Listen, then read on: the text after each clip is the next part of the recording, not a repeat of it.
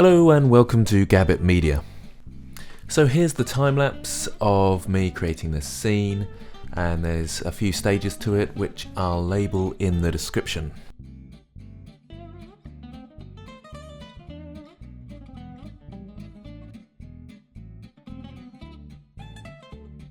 So quite simple really, just making the basic shapes and outlines for the rocks just there.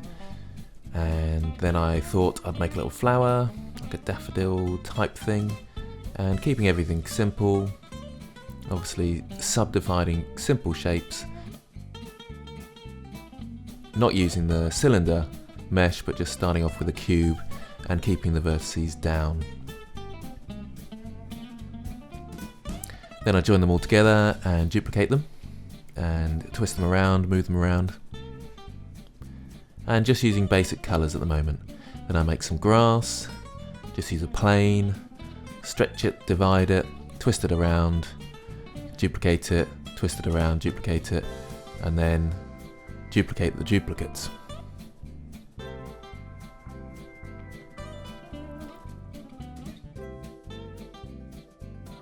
So there's a lot of copy and pasting.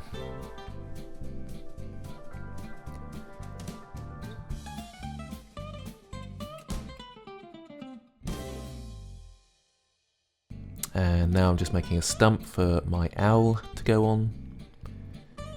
It's nice to really think about your composition. So every now and again I go back to the camera and see what the composition looks like. Make sure you save your work regularly, of course. And here's making the owl. There is a tutorial on how to make a low poly animal, and I'll put the link in the description and at the end of this video.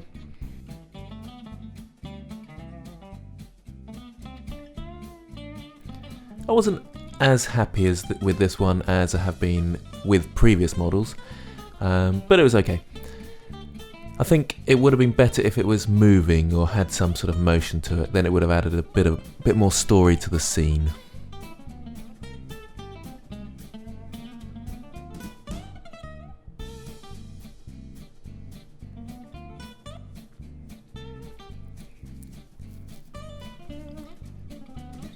So it's fairly basic. Copy around the main shape. Make sure you mirror both sides. I've obviously applied the mirror there because his head's turned.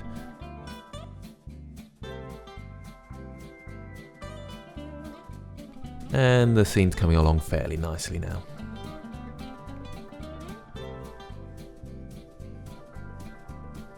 So again, looking at the composition, I thought maybe the grasses needed a bit more duplication. Testing around about with the lights now, and I like to put a fair few lights, one main light, so the key light, and then other sort of fill lights and backlights, and I quite like it when they're different colours just to add a bit more atmosphere to the scene. It's a good idea to have your lights on a separate layer, then you don't accidentally select them. Thought a nice little log in the middle there would be useful to the composition. And here I'm creating some fungus to go on that log. It was reasonably successful, but you can't see it that well from a distance, but maybe sometimes these little details can really help. And strangely, I thought it was better the other way up. There's different types of fungus and it just seemed to work better like that. And I thought a few toadstools would be quite nice. It is a good idea to do a little bit of research first, get some ideas, jot them down, and I should have done a bit more for this scene. It was really just sort of playing around and having fun.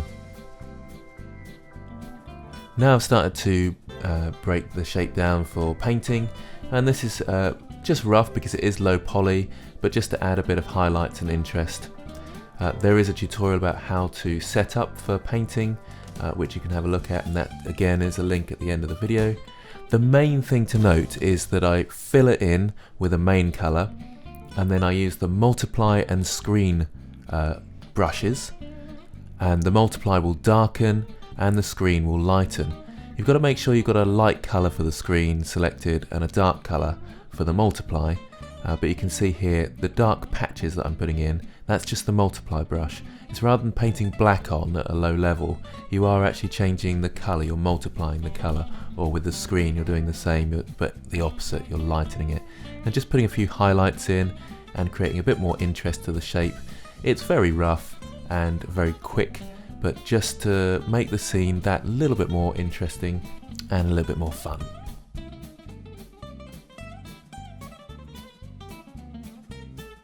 Then I start painting the owl, same process, so again adding a texture,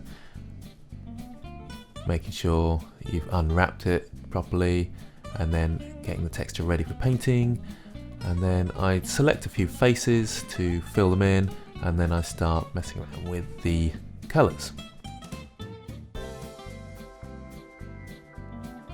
And it was always tough to think, how detailed do I go, because obviously it's a low poly mesh, so it shouldn't be that detailed, and it should just be a representation of what you see.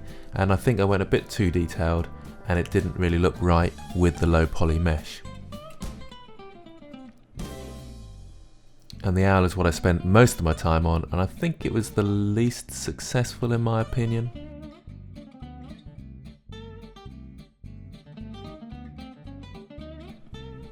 But it worked from a distance.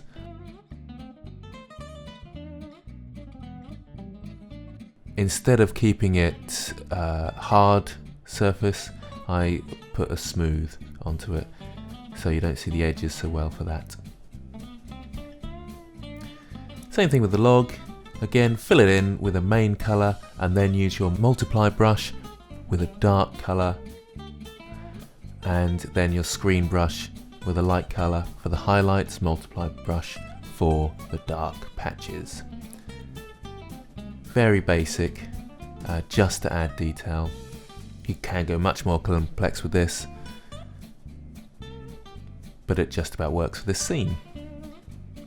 Toadstools, of course, they're quite fun. Again, you unwrap, get your texture, new texture, and then start painting. This time I selected faces, filled just those faces in, and then selected the bottom and filled those in white. Got my screen brush and multiply brush and started adding a few highlights, and then those little whatever they are. And quickly copied them from one toadstool to another. You can do that by highlighting each toadstool. Make sure you select the one you want to copy from last, and then press Ctrl L, and that links it. I went into Photoshop and put the background in. You can do that in Blender, but it's just a bit quicker and easier in Photoshop. And then I decided to bake all the textures, so it would go into Sketchfab easier. I'll have a tutorial on that shortly. So there you have it, a low poly scene with a few texture painted aspects. Have a go, post your links in the comments, and I'll see how you all get on.